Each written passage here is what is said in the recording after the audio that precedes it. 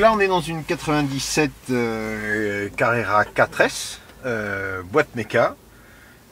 C'est un essai relativement rare, ça va être un essai routier, et relativement rare parce que la voiture a tourné depuis plusieurs, 2000 bandes, 3000 bandes. Ouais, c'est ça. Ouais.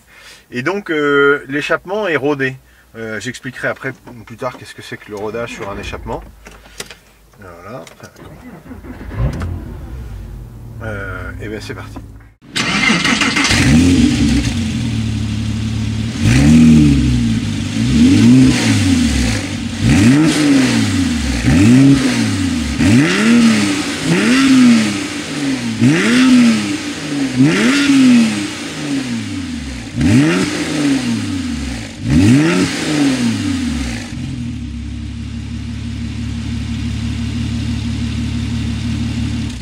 Donc la voiture elle est équipée d'une paire de silencieux Scar Ultima Recital, c'est tout, il n'y a que ça et ça suffit largement pour pouvoir faire un son suffisant pour à la fois un emploi quotidien si on veut, mais quand même de se faire plaisir avec un son assez poussé. L'objectif, la feuille de route d'un échappement quel qu'il soit, mais l'Ultima en particulier, c'est de pouvoir avoir autour de clé le coup de gueule, moi j'appelle ça le coup de gueule du lion, mais le petit rugissement du tour de clé, je vais expliquer après pourquoi, et puis ensuite d'avoir en régime stabilisé une voiture qui soit douce, parce que on vit avec et donc il ne s'agit pas de faire trop de son, et par contre dès qu'on est en accélération, dès qu'on monte dans les tours, dès qu'on est en pression, de pouvoir faire un son agréable. Là on va passer un tunnel, on va en profiter, on ouvre les vitres. Donc par rapport à un échappement Scar classique par exemple, on a une plage de son qui est, on va dire, au moins 25-30% supplémentaire, mais dans les hautes pressions. Comment tu es venu à choisir un échappement? Par rapport à l'achat de la voiture, ça s'est fait quand? En fait la voiture comportait toutes les options et caractéristiques que je souhaitais.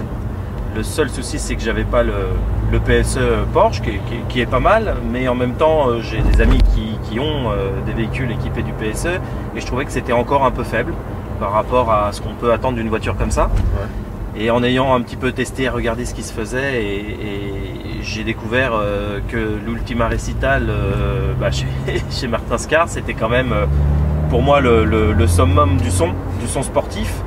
Alors ma crainte, c'était évidemment de savoir si pour une utilisation, on va dire presque quotidienne, c'était pas trop fatigant. Et en fait, on m'a rassuré sur ce point. Mais c'est vrai qu'une fois que c'est monté, c'est là où on se rend compte réellement. Et maintenant, ça fait quelques mois que je roule avec. Et très franchement, je peux conduire tous les jours avec, sans fatigue. Par contre, quand je veux du son, je l'ai tout de suite. Je module en fonction de la conduite. Quand vraiment j'ai envie de me faire plaisir, le plaisir, il est plein, il est là tout de suite. Et si je veux rouler tranquillement, si je veux pas avoir trop de son dans les oreilles, il me suffit d'être sur un rapport et sur un filet de gaz, sur on va dire une conduite classique, souple. Ouais. Et à ce moment-là, le son, c'est quasiment le son de l'échappement d'origine.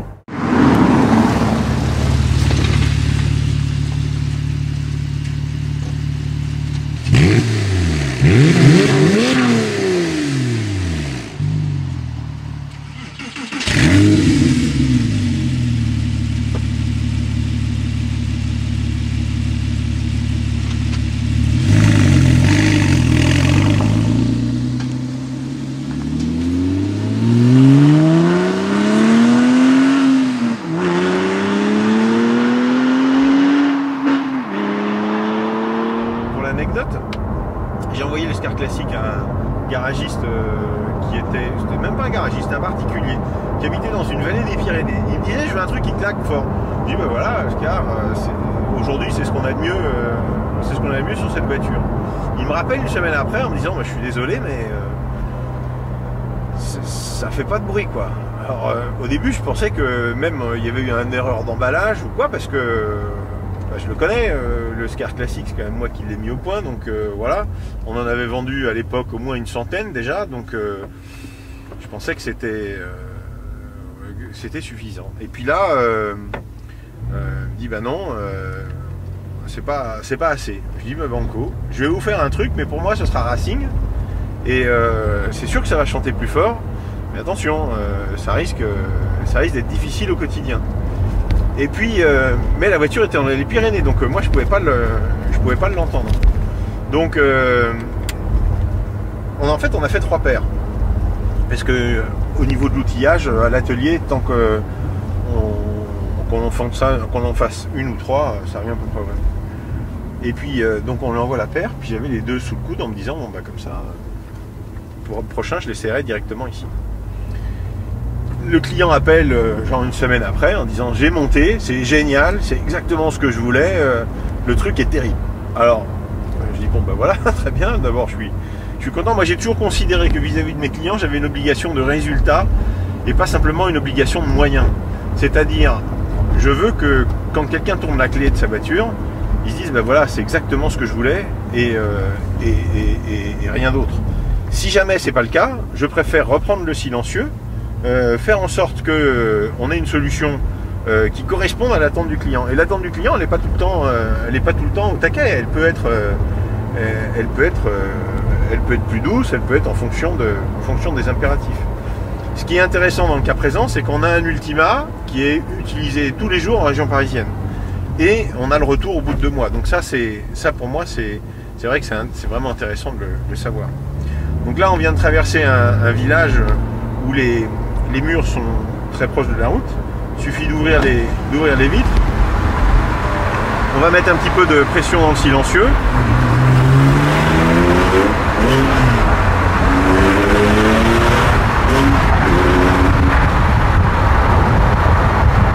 Et voilà, ça chante.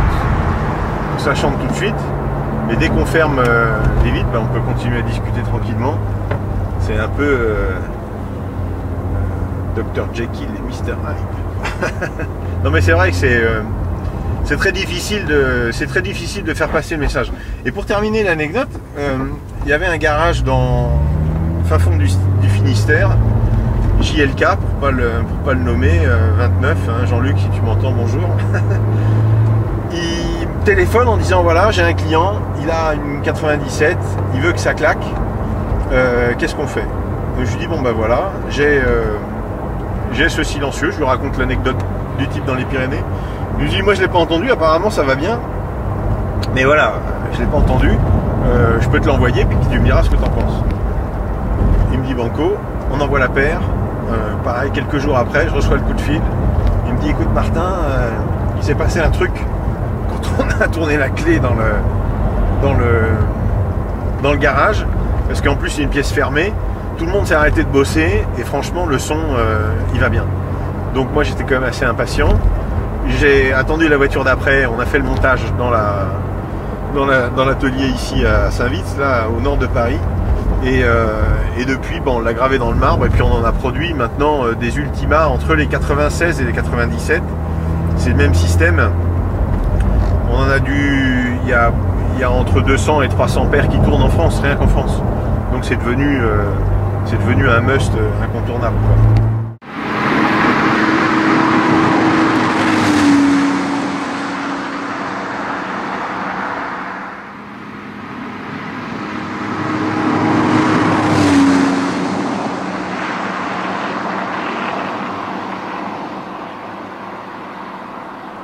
Moi j'ai une anecdote aussi, c'est que j'ai un très bon son, un très bon système de son sur cette voiture parce que je suis équipé en Bose dessus. J'adore écouter la musique et le son est excellent. Je peux écouter la radio sans problème en roulant puisque j'ai en contenant le bruit. Par contre, dès que j'ai envie d'entendre du son, la radio je l'éteins souvent. Je l'éteins souvent parce que c'est en fait le son du moteur. T'as des tunnels à côté de chez toi, là dans l'ouest, J'en ai beaucoup. Alors c'est... Ah bah très franchement, quand je rentre chez moi, je rentre jamais à l'heure prévue. C'est-à-dire que quand j'arrive devant chez moi, je repars pour un tour. Ça c'est clair.